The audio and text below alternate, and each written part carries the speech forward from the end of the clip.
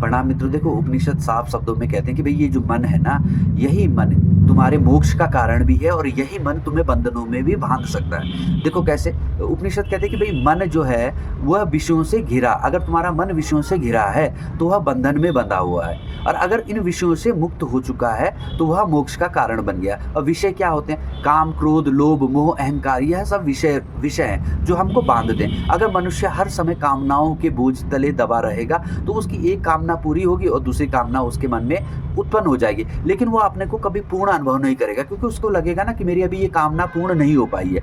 व्यक्ति को अगर लोभ होगा, बहुत ज़्यादा लोभ होगा, तो वह ये चाहेगा कि मैं किसी भी साधन से धन अर्जित करूं, तो एक दिन जरूर वह पकड़ा जाएगा, और जब वह पकड़ा जाएगा तो जो उसको दंड मिलेगा वह उसको डिस्टर्ब कर देगा, तो वह पूरी तरह से अशांत हो जाएगा। उसी प्रकार व्यक्ति को अगर अहंकार से ग्रसित होगा, अगर वह सोचेगा मैं बहुत बड़ा हूँ, लेकिन जिस दिन उसको उससे बड़ा, उसके जब व्यक्ति तुलना करेगा तो अगर वो किसी से बड़ा है तो उससे बड़ा भी निश्चित रूप से होगा, तो उस दिन उसका जब अहंकार टूटेगा तो वास्तविक रूप से वह बहुत परेशान हो जाएगा। तो उपनिषद यही कह रहे हैं कि भाई तुम अपने विषयों से दूरी बना दो तो तुम मोक्ष के अधिकारी, स्वयं तुम्हें मोक्ष मिल जाएगा। और मन को विलय करने की बात कही गई है, धीरे धीरे प्रयास करो कि यह जो चीजें हैं वो कम हो। और दूसरा मार्ग भी बोलते हैं कि भाई एक मार्ग और है कि अगर तुम इस मन को ब्रह्म में लगा दो, प्रतिक्षण ब्रह्म के बारे में विचार करो। अगर तुम्हारे भीतर यह कामनाएं हैं तो यह कामना अगर तुम्हारी प्रबल हो जाए कि मैंने जो ब्रह्म है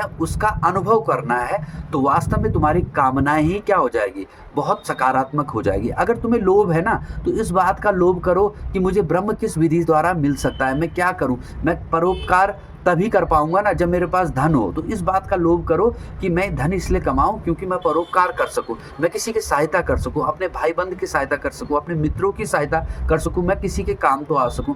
तो यह ब्रह्म में अपने को लगा देना, ईश्वर के मार्ग में अपने को लगा देना। अगर तुम्हारे अंदर अहंकार होना तो इस बात का अहंकार हो कि मैं ईश्वर का सबसे बड़ा भक्त हूँ और अब प्राप्त कर लूंगा अगर निरंतर अच्छे कार्य करूंगा, तो अहंकार भी, ईश्वर के मार्ग पे तुम्हारा अहंकार भी जो है वह सार्थक हो जाएगा और तुम वास्तविक रूप से मोक्ष के अधिकारी बन जाओगे। नमस्कार।